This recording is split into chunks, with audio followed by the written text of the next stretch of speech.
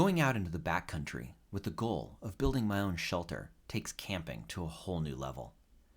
In this episode, I will tell you about how I construct my absolute favorite snow shelter, the snow cave. I am warm and cozy inside, and barely aware of any weather outside as I sleep. But sometimes snow caves do not work out as well as we might like, because there are some risks and hazards that you should be aware of. Pause now to read this full disclaimer. This presentation will continue in only just a few seconds. Now that you have closely read all of that, you have plenty of reasons why you should develop your snow camping skills through the snow camping training course offered by snowcamping.org. There are a number of tools I use to construct snow caves, and the shovel is the most important single item. I use the Lifeline snow shovel because it is lightweight, available in my local sporting goods store, and economical at about $20. There are also plastic shovels that are even lighter than the aluminum shovels, and I know many women who prefer plastic to reduce pack weight. I have tried and do not use a snow saw while digging a snow cave. I found that cutting blocks with the saw caused me to sweat excessively and greatly added to arm and shoulder fatigue because of the angles while laying down. Plus, I still had to use the snow shovel after the saw to pop blocks out of the walls. Don't get me wrong, I love the Yangfang snow saw, and I think every group should have several of them. I am just simply much faster using the shovel as my only digging tool for the snow conditions found in the Sierra Nevadas. I also use an inexpensive tarp to drag snow out of the cave and to cover my entrance, at approximately $3 for this blue tarp and $5 for this camo tarp. Both are 6 feet by 8 feet in size. A 6'8" tarp is also large enough to cover the hole in the ceiling of this collapsed snow cave, converting it into a trench shelter. I consider a tarp as a tool during construction and as gear for covering my cave entrance and adding warmth. Long-cuffed, loose-fitting chemical gloves at approximately $7 should have an inner liner, be loose-fitting to allow space between your skin and the glove, and can even be loose enough to accommodate glove liners if you so choose. They are very thick, keep your hands warm and dry, and tuck into the sleeves of your waterproof jacket. Should the thin cotton liner get wet, dry the gloves by putting them over trekking pole handles for the evening. They may freeze, but I have never not found them to be dry by morning. Knee pads with Velcro straps are my secret weapon to the 1-hour snow cave build time. They cost approximately $5. I wear them under my pants to ensure the knee pads stay in place while I belly crawl in and out of a snow cave under construction. I strap them on over my pants while I make other snow structures like a snow kitchen or trench shelter because I do not wear them the entire time with those particular structures. In addition to these 4 items I've explained, waterproof outer layers are a must for keeping yourself dry from melting snow while digging a snow cave. Consider using a hood or a large hat to keep snow from going down the back of your neck. Choosing a cave site is just like choosing any other shelter site, with the exception that you want some slope. You can dig a cave in a completely flat snowfield, but it is so much more work to remove the snow. In that case, I would build a snow trench. Choose a site free of widowmakers overhead, outside the drip line of major trees, and with some slope to aid in snow removal. This shot is the flattest location I have ever built a cave in. Now that I've found my cave site, I pull out my shovel. Recall, I no longer use a snow saw to cut blocks. I cut blocks with a shovel by stabbing into the snow on a side, the top, the other side, and lastly at the bottom to create a square. I finish at the bottom because when I move the shovel up and down, I can pop out the block. Blocks are about the size of the snow shovel's head and never perfectly square like the animation shows. In fact, the animation also makes the up and down motion look like side to side.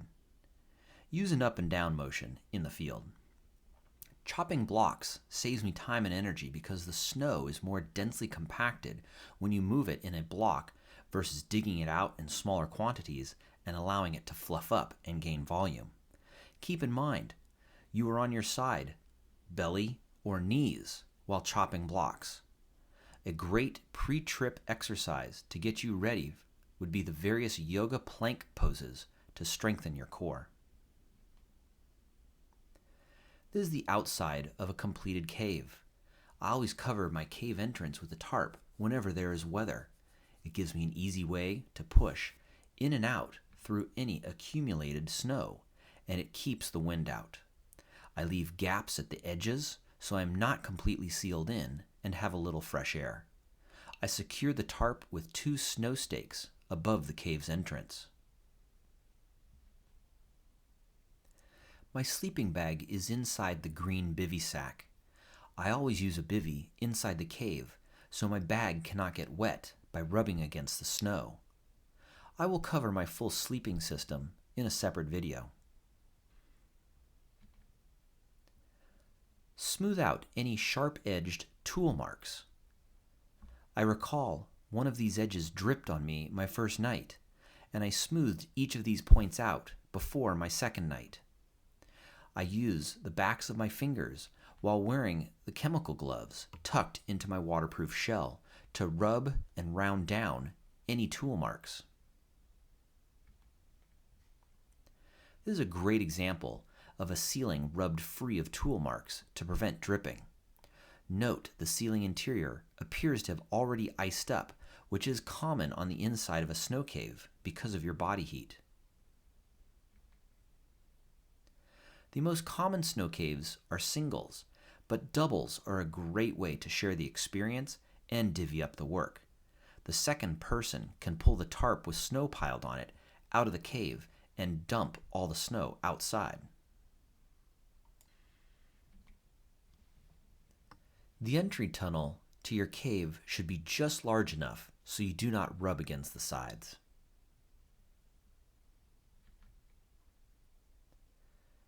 Here, I'm buttoned up for wind while I'm away from the cave. Note that I throw my tarp over the entire entrance so I can easily cast snow to the sides of the entrance before I enter. This cave is buttoned up and ready for snow while I'm away from the cave. This is a good shot showing the gradual slope of the entire area where I had to move all the snow coming out of the cave.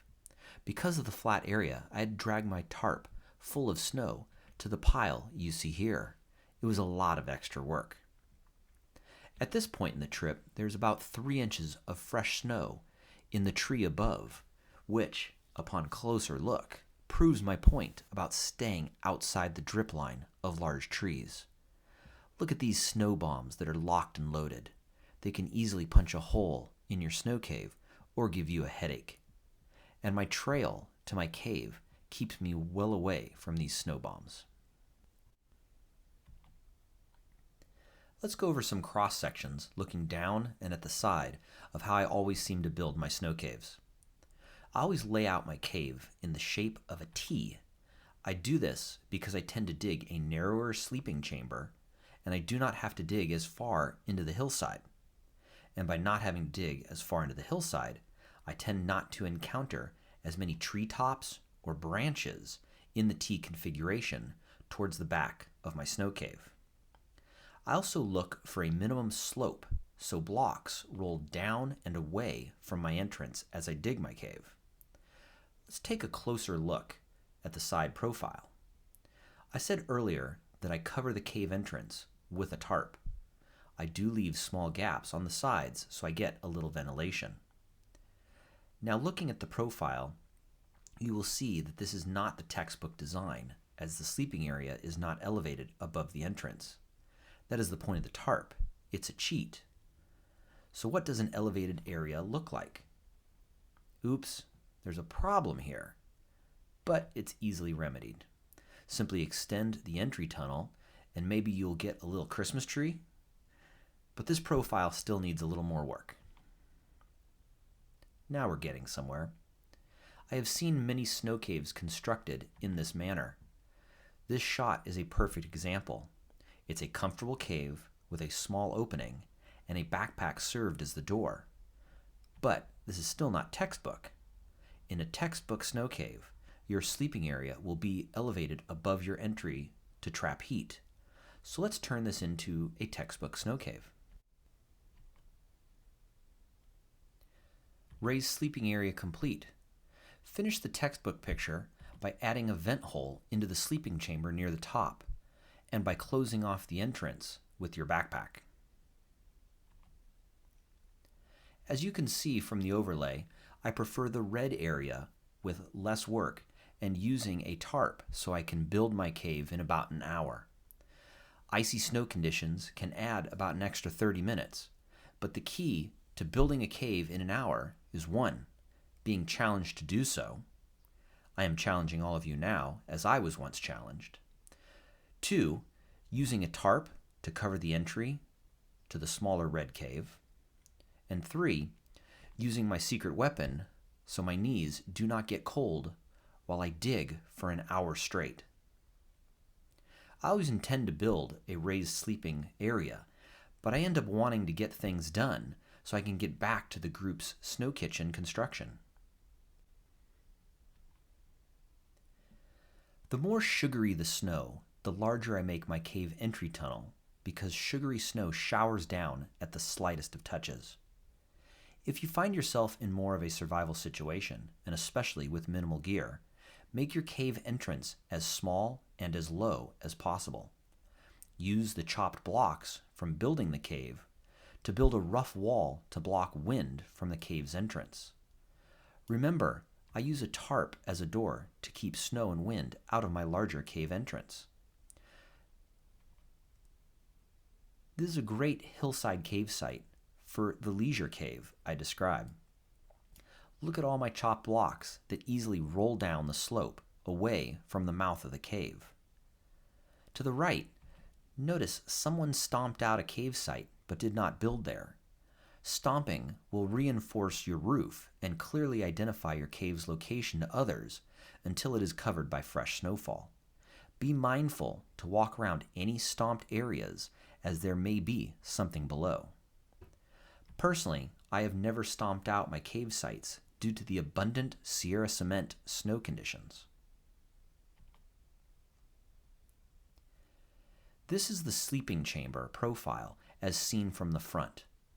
As my little green friend will show, I always dig more head clearance on the left side of my sleeping chamber because my sleeping bag has a right side zipper. This makes getting in and out of my bag a little easier by taking advantage of the extra space from my entry tunnel. Demolish all snow structures, especially caves, before you break camp. Please do not leave behind any booby traps for unsuspecting passers-by to fall into. On the right, you can see where I dug more head clearance as the roof thickness changes from 12 inches to 18 inches thick. Finally, here is where you can really see the cave built outside the tree's drip line. I was probably directly under the snow bombs for this shot. With demolition complete, you may now hike out. Please like the video if you found any of this information useful. Thank you for watching, and may you all build great snow caves.